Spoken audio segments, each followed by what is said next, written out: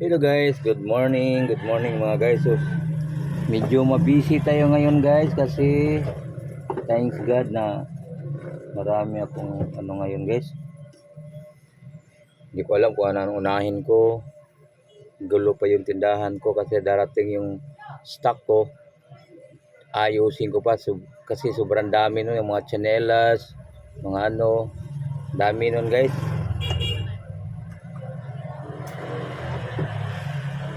Good morning sa inyong lahat. Kumusta kayo mga guys? Sana okay kayo lahat. At sana yung nasa Santala sa Lindol, sana okay sila. Sana inayos sila ng gobyerno natin. Ganyan. Alam nyo guys, yung mga tao na sakim sa pera, hindi na iniisip. Especially lang yung dalawang bugok lang. Ito yung dalawang tulpo. Yung mga pananaw nila nung nandun pa sila sa mga adikhain nila sa bansa, bawat Pilipino. Daldal sila ng daldal sa mga korupsyon. Dati na sa ano pa sila, sa radyo pa sila. Sa radyo pa sila, nasa ano pa sila, sa mga radyo, sa broadcasting pa sila. Puro daldal. Ngayon nawala na mga prinsipyo nila. Nilamon. Salamat nga kayo guys. Tayo nakakain pa tayo ng 3 bisis ng araw. Pero maraming naghihirap sa bansa natin. Tapos kayo, dadagdagan nyo pa.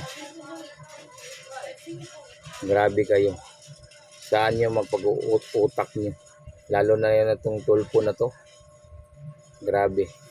Ewan ko sa utak nitong animal na to. Marami kayong daldal.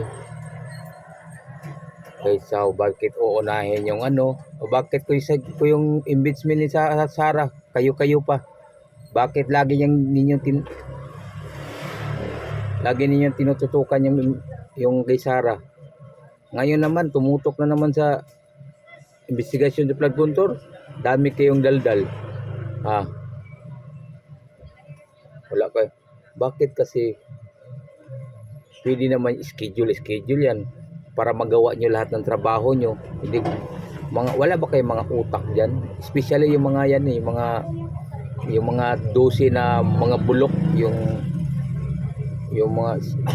mga bulok diyan, yung 12. Wala ba kayong mga utak? Buti boto si Alan. Kahit may investigation kay Sara, kahit ano, umiikot yung ano niya. Lahat ng ano ng problema ng bayan, pagtutuunan ng pansin.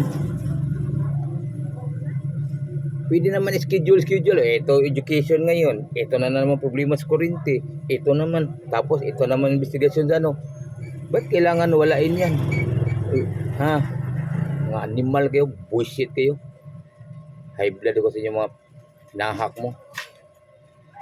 Matag, mga bangga kayo. Mga bangga mo na sasakyan. Para mga tsugi na mga wala naman kayo pakinabang.